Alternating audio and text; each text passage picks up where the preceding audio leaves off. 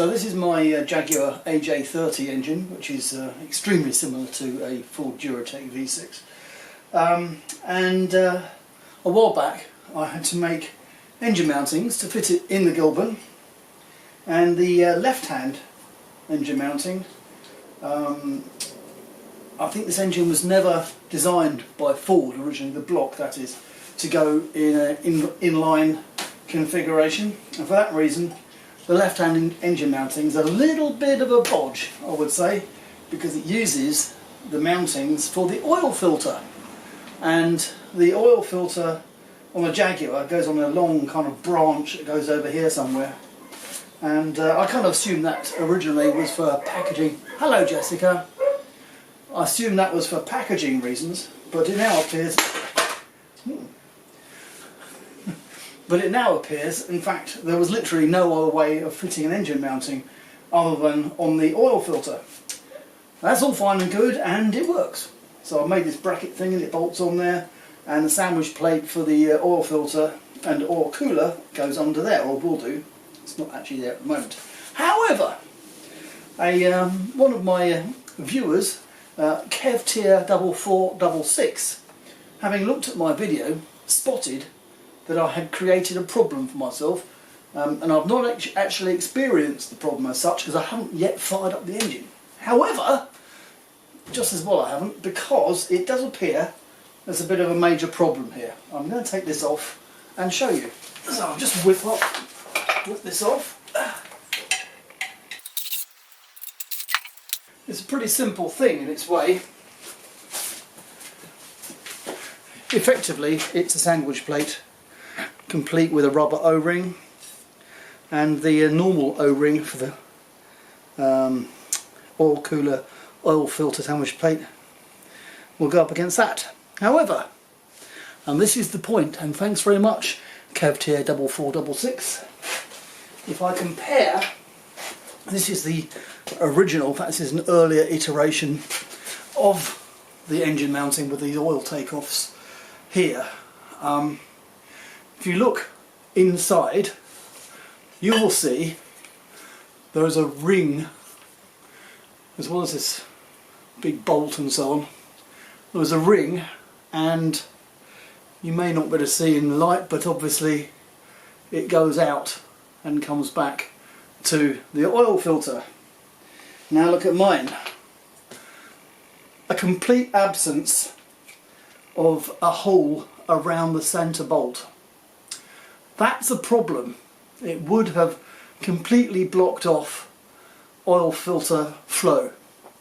So the answer, I think, is to drill some holes. And the solution, this is an oil filter, the solution I envisage is to have 6, what are they, 8mm holes around the centre bolt, just like this, and hopefully that will effectively replicate the flow that's possible to get down the pipes, which, okay, this has been messed around with, but were present here, and they were replicating the hollow part of this alloy casting. So that's what I need to do. I need to drill a ring of 6 holes that sit within the rubber O-ring footprint, but are outside of this centre, which is where the spigot bolts on. So that's what I need to do, and I can see already it's not amazingly straightforward exactly where they need to go, but hopefully not too hard. Okay, so I've marked out a ring that replicates the ring on the other side, because the position of the rubber O-ring isn't amazingly clear on this side, so do it on the other side then. So my ring of 6 holes needs to go between the O-ring and that mark there. So yeah, 1, 2, 3, 4, 5, 6. Shouldn't be too much problem, should it? And so here are the 6 holes. Freehand drilled, but I don't think that matters. Replicating 6 8mm holes that are found on a typical oil filter. 6 8mm holes. That should do it. So here's the detail on this engine mounting. So this is the original with this big centre bolt and the takeoff, which has been cut off. The oil filter would have been over here somewhere, and the engine mounting itself was off to the side, and the whole thing was mounted up on the underside of the engine through two studs and a spigot. This thing with the holes in it, which you can see, which feed from the oil filter takeoff eventually to the oil filter, which is over here. So that's what I've been seeking to replicate, and what I now have, complete with my ring of holes that are designed to replicate those you get on a oil filter. And so what it will be is like this. So we have the two mounting bolts, same as the original Jaguar one, and we have the sandwich plate, and before we have that, we have the spigot, which replicates this thing. Well, this is the part that gives strength to the engine mounting as an engine mounting, but it's hollow, just like the original one is hollow, to give 3 mounting points. So that goes onto the engine, screws into the block, and then the sandwich plate comes along, which is the thing that's obviously different. The sandwich plate goes on to the engine mounting like this, and the I'm not sure what they call this thing, pancake, no, mushroom, that's it.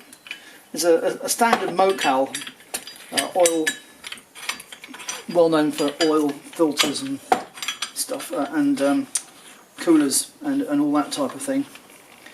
And so that's the mushroom, and as you can see I've got some swivelage, so I can decide where the oil takeoffs actually go out to the oil cooler and to the oil filter. It will be off down here somewhere. So instantly, the original one also had a kind of oil cooler, but it was a water to air cooler, and I think it went in here. I haven't actually got it to hand, so you'll have to take my word on that.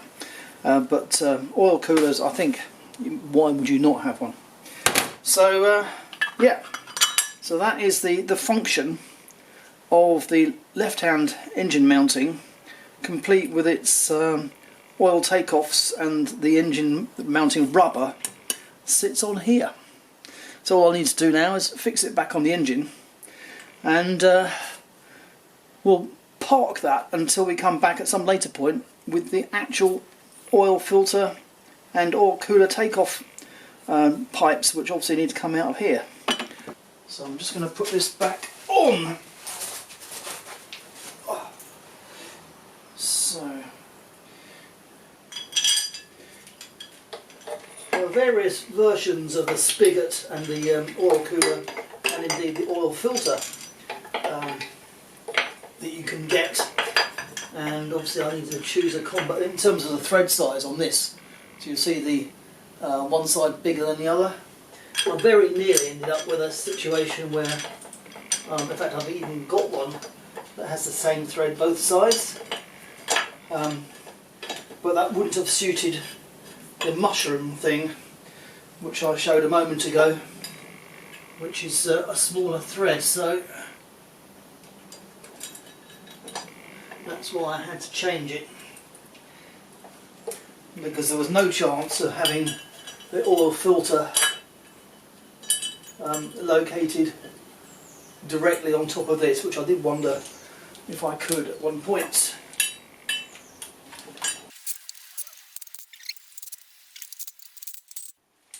And now my big one in the middle.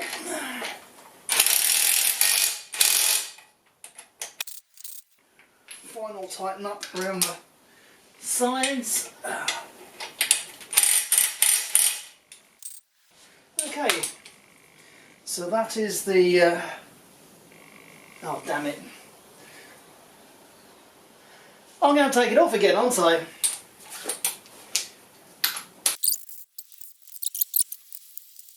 Always have to be careful with alloy blocks or alloy anything when you're screwing steel screws into it, as I am. That no cross threading happens. Okay, I'll just take you down for a look at the whole kind of installation situation, and this is how it looks with the mushroom takeoff. This represents the original Jaguar and the two mounting bolts there, and the sticky out bit is where the engine mounting goes, and that's actually very, very similar to the original Jaguar.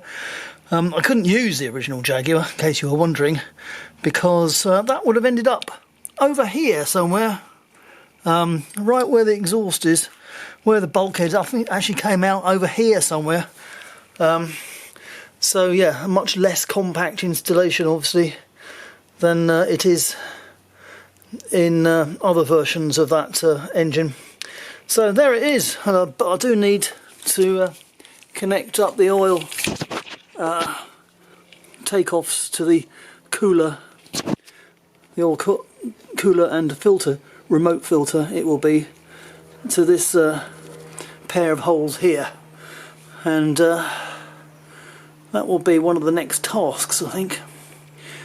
Yeah, I might need to put in some more, couple of spigots there so I can take hoses, but yeah, I'll come back to that a bit later, I think. Well, once again I have to pass my thanks to DuratecV6 who pointed out that my bracketry previously actually blocked off the oil flow altogether. So thanks, Kev, assuming that's your name. You could have saved me an engine there. It's certainly a load of hassle. Thanks a lot.